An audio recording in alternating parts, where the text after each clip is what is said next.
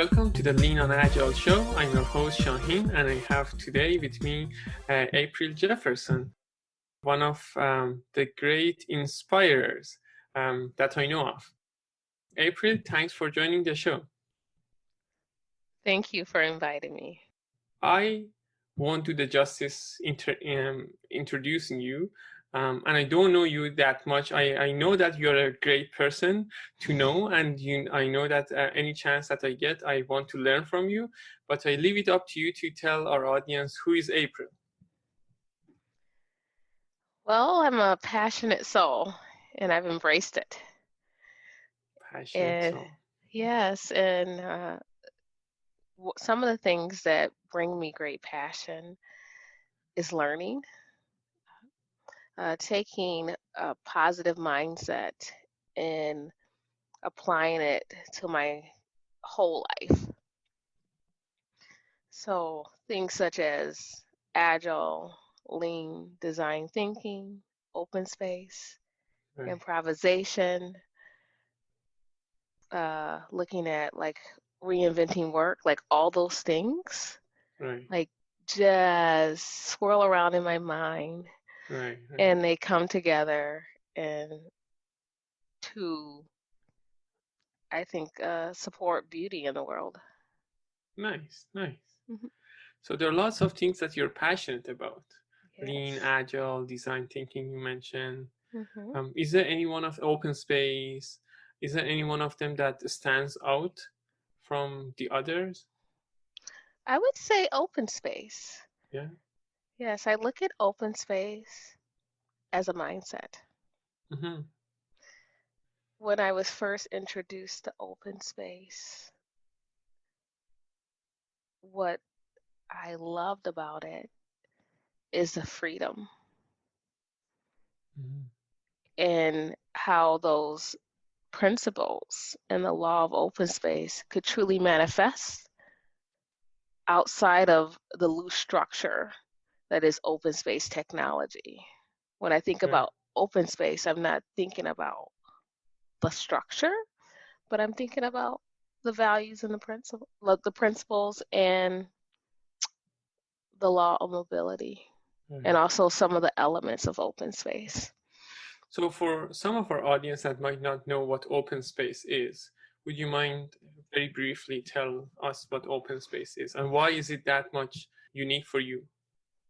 Well, open space is a very loose structure on how to organize, where you can explore different challenges, opportunities, questions um, with one another.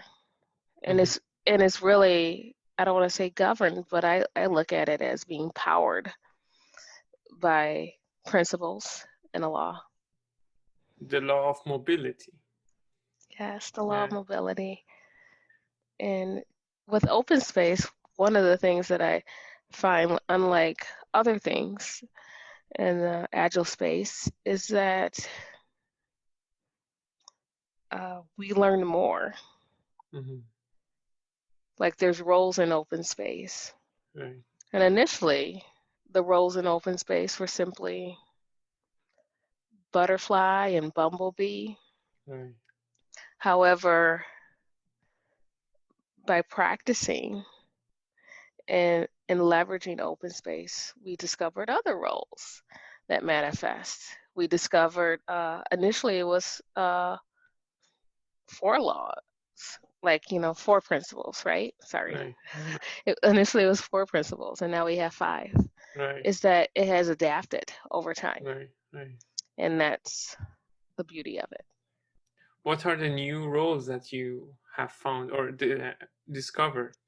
Well, there's there's a few different ones,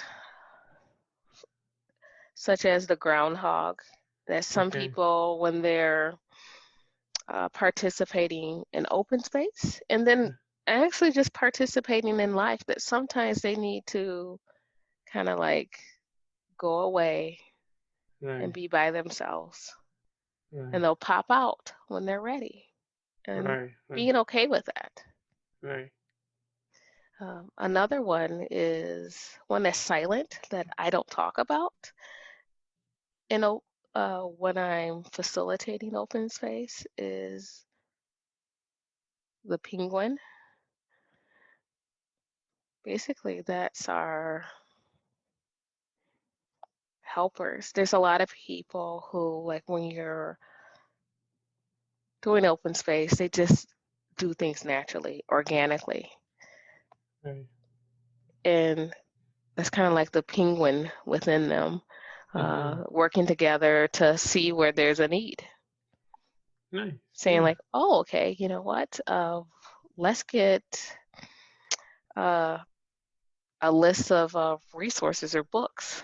I see that often, and someone just starts it, Right. Yeah. right? I started one in one of the open spaces in Cornwall. List of blogs that you guys are writing. So I was a penguin without knowing that. Yes. Sorry. Yeah. So when it comes to open space, everyone has a first time story to tell. What was your experience when first time you experienced that? I remember being very nervous, more nervous than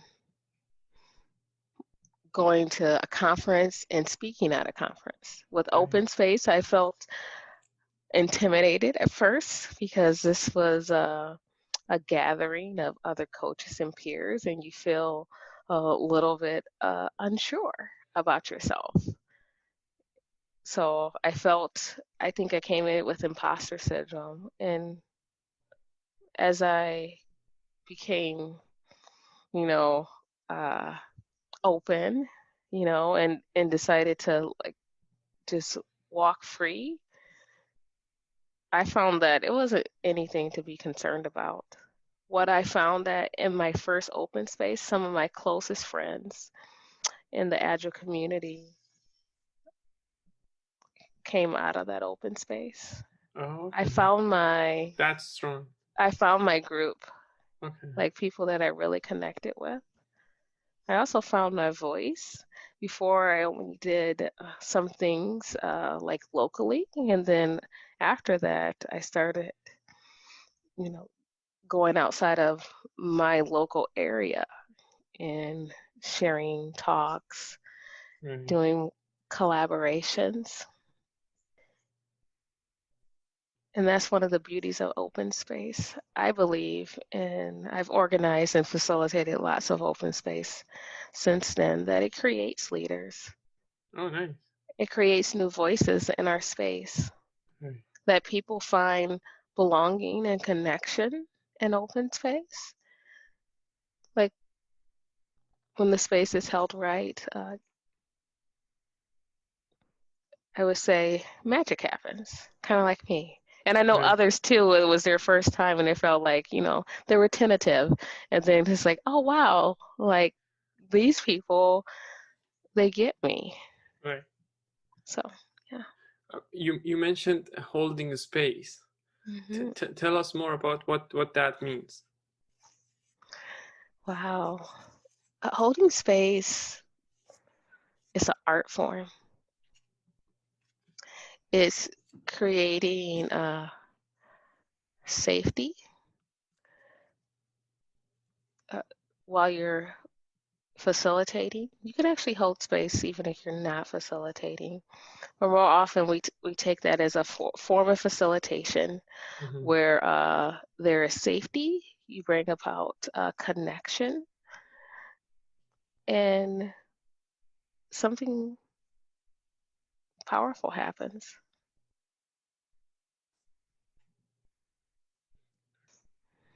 I always have a hard time defining that, but when people experience that, they know what that is.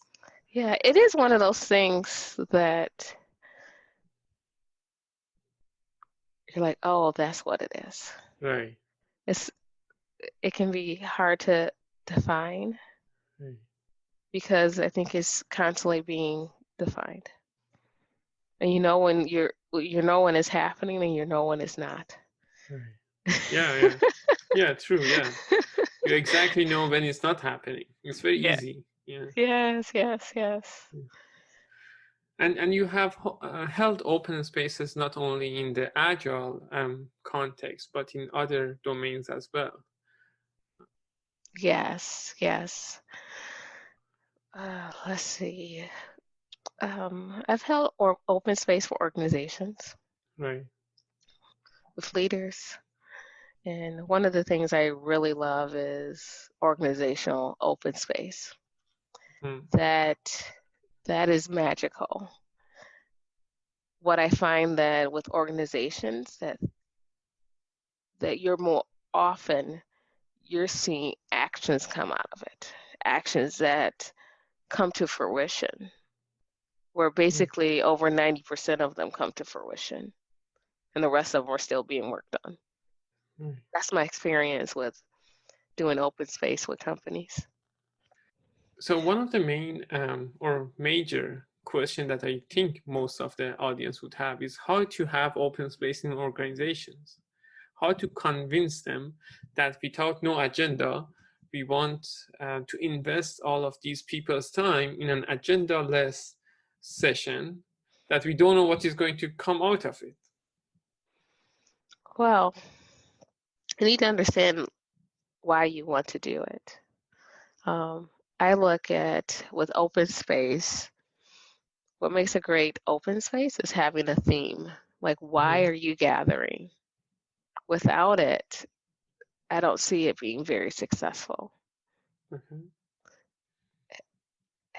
Exploring why you're gathering.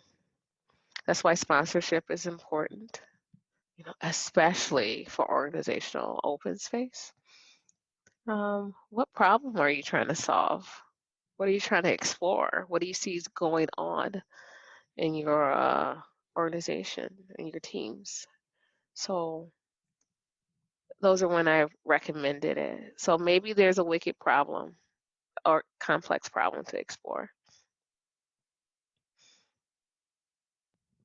And it could be culturally, it could be around change and transformation. Right. It could be on a number of different things, but having a powerful theme, having a powerful why you're gathering makes a difference. And I think it it grants agency for it, Right. saying like, we don't know how to solve this. Let's bring True. in the people impacted to help explore the problem. Do you have an easy recipe to hold open space? An easy recipe. Tell me more. What do you mean? So, what are the steps that you need to take before having an open space? What are the things that you prepare? Who are you inviting? The team, right? How would you come up with a team that most people, or the challenge that talks to most people, if it's in an organization or outside in a community? Or what are the steps that you go through? Yeah, I'm I'm a bit of an open space nerd Right. in that I love no matter what role I'm playing in open space, I love it. Mm-hmm. I I love being a participant.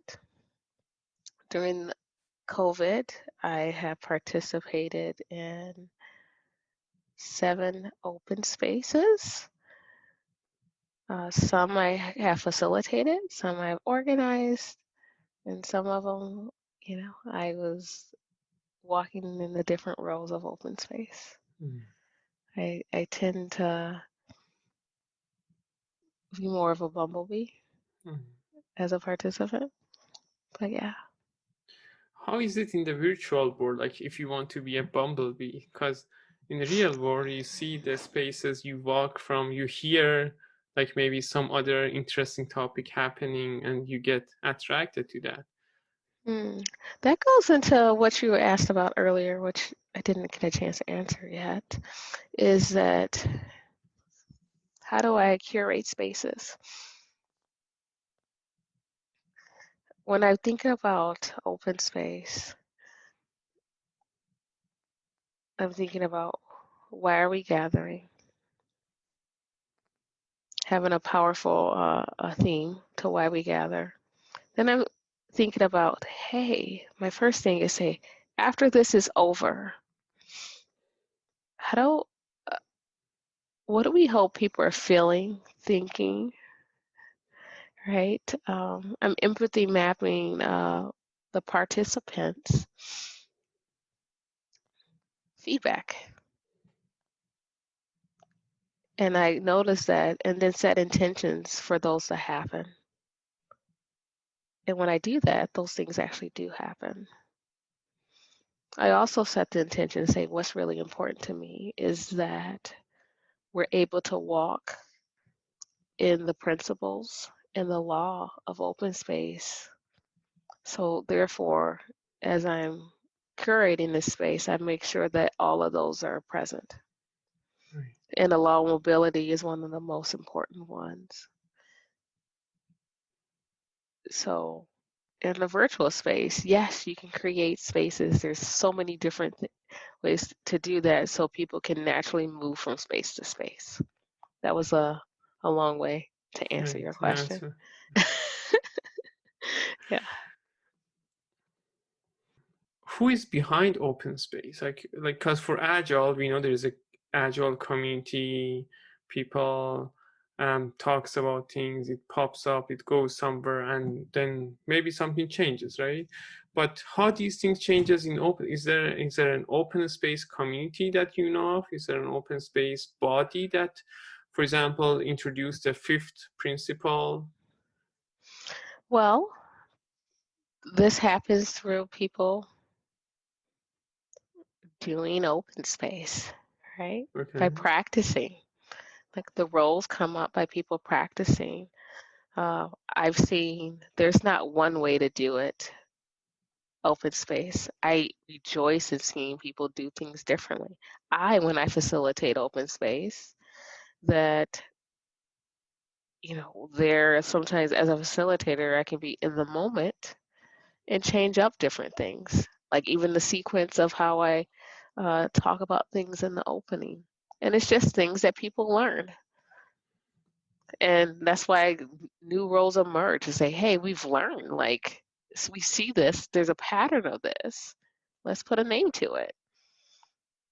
And that's okay. Right. It's that just like wherever it happens is the right place, when you look at another principle, Right. is that people notice that sometimes they're like, hey, what? Let's just walk and have a conversation. And Right. that happened.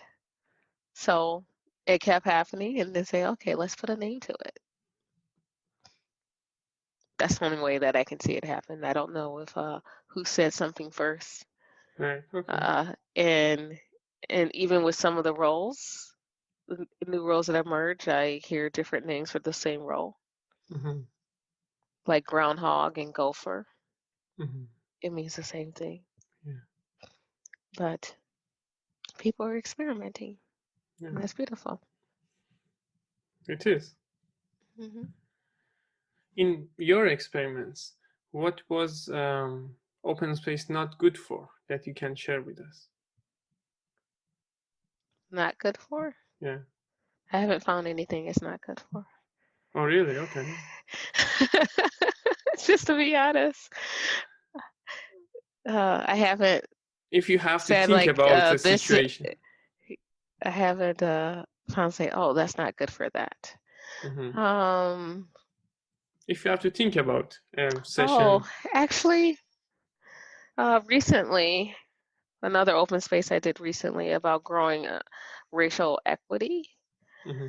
for Black Agilists, and I know the initial conversation. Um, they wanted to do an open space, but it didn't make sense on where to start at because I knew in order to like design it as a series, it's like we could have began there, but it felt more valuable to do a workshop that was first based on listening and empathy, um, preparing people to be able to engage in the open space fully, right? Mm-hmm. So that was one something where I said, let's not do an open space here, let's do this. I think there was a better, I felt there was a better option. So Mm-hmm. it didn't mean that open space couldn't have worked, because I think it could have. I just thought there was a better option. Mm-hmm. Okay. One of my go-to facilitation techniques for solving complex problems is open space. Hmm. I again, like I think it can be applied to other domains as well. If it's simple domain, complicated as well, right? But if you have a complex problem at hand, open space could help a lot. Yes, Not it's sure. kind of, for me, it's when you have complex problems and you bring those into open space, that basically is kind of like a choose your own workshop that Mm-hmm. happens. Right.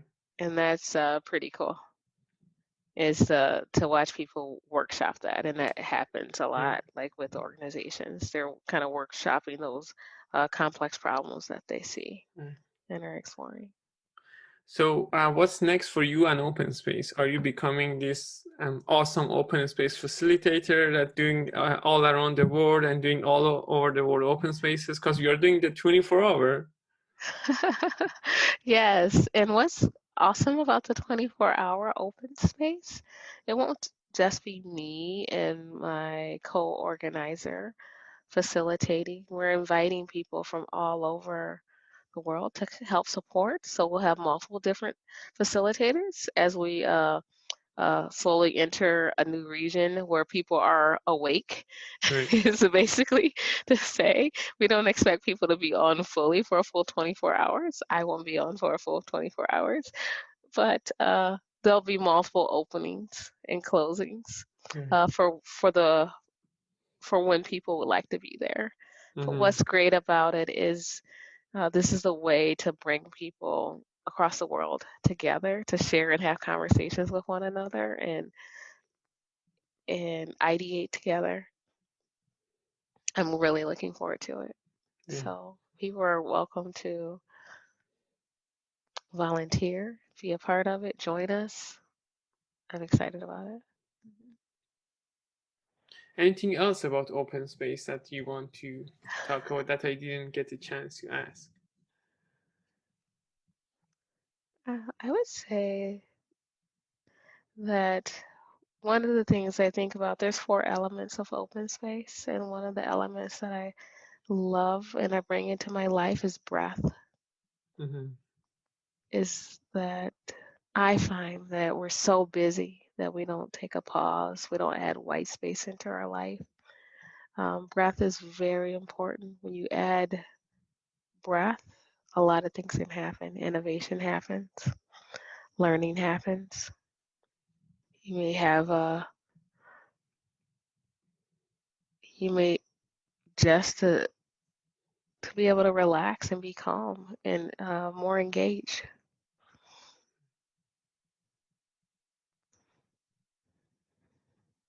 When you were talking about breath, I imagine a safe and peaceful space.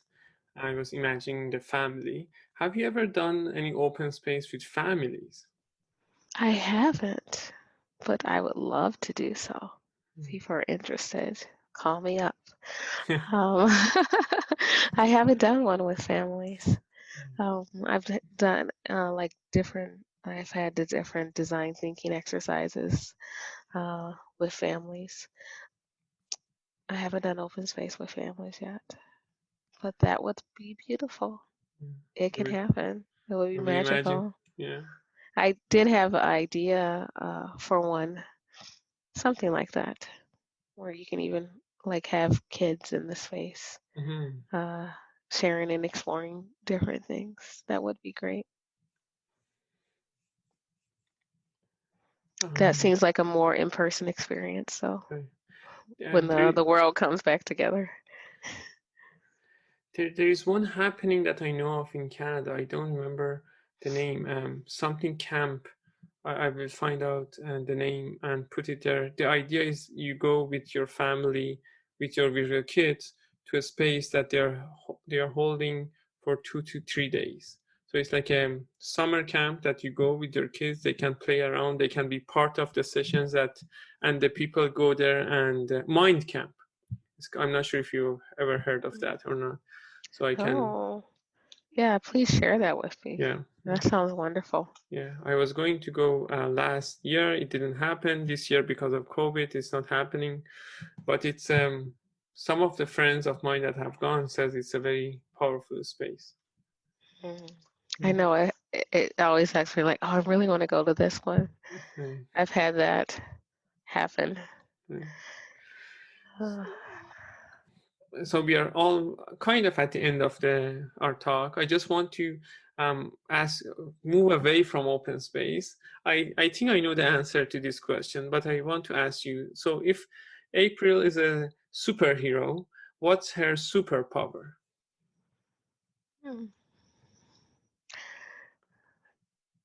My superpowers, I would say, is curating spaces that connect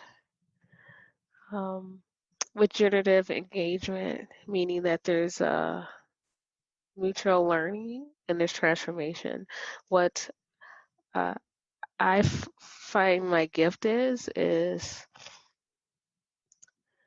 nurturing the journey for people to nourish oneself. Which is a very good superpower to have.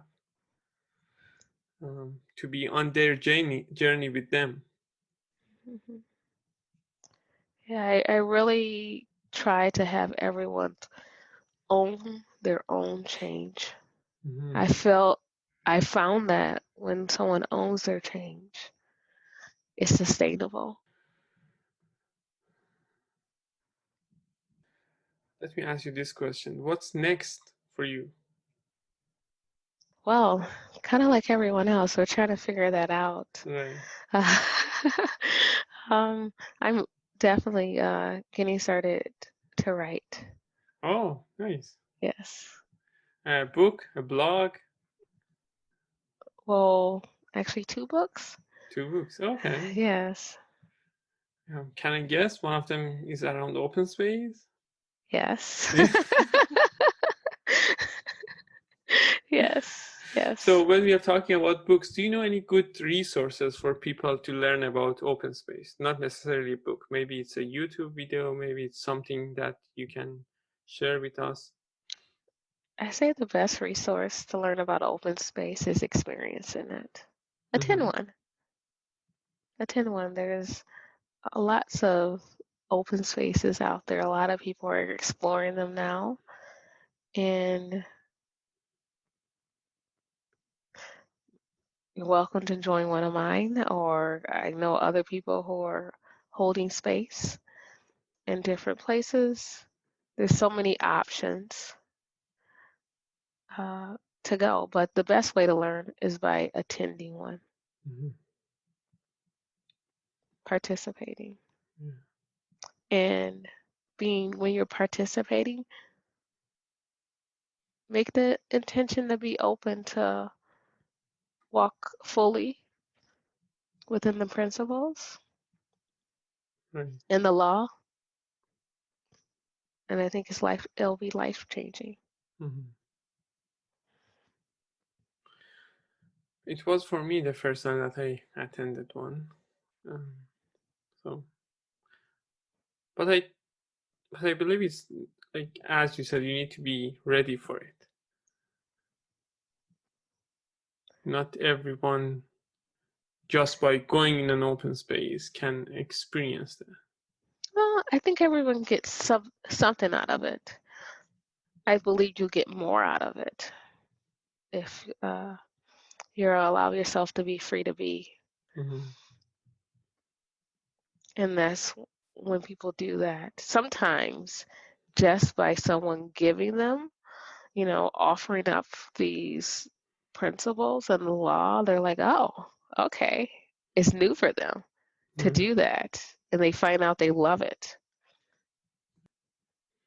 So the first thing they do, participate in open space, and if they love it, can they facilitate an open space on themselves or host one? I believe people can. Yeah. And pair with someone too. Right. There's always opportunities. Don't they need to go to a certification, like get a professional training to do that? No, you don't have to be certified to facilitate open space. Yeah. You don't have to be certified to coach. Right. You don't have to be certified to facilitate anything. Yeah. But the thing is, like, go experience open space, experience multiple ones, learn, be as a participant, observe. There's so many to go to now, and just take notice of a lot of different things. Harrison Owen, who first did this experiment with open space, he has it out there for free to read about. You can learn a little bit more and understand, okay, what they're doing and why they're doing it. But yeah, basically go and go again.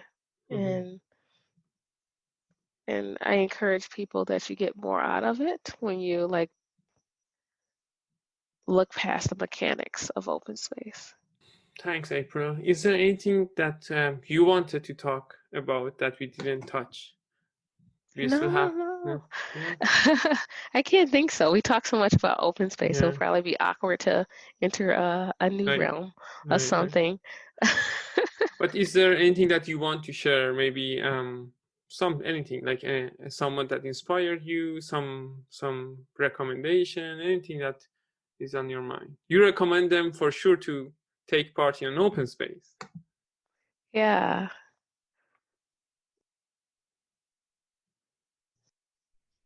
For me, what inspires me is people walking in their own freedom. I believe too often in this space, like we create celebrities, and it's not about that. Yes, we learn from other people, but I'd rather hear like how you took something that you learned from someone else, like, and applied it. What did you discover new? I encourage people to experiment, discover something new. That's a good inspiration. And last but not least, how people can get in touch with you? Well, they can find me on Twitter and LinkedIn at Soul Craftswoman. Thank you again for being on the show, April. I know we couldn't have done this episode in an open space format because there was only two of us, but hopefully we do something and we ask you to come and hold the space for us when we do a bigger audience podcast. Oh yeah, that would be fun.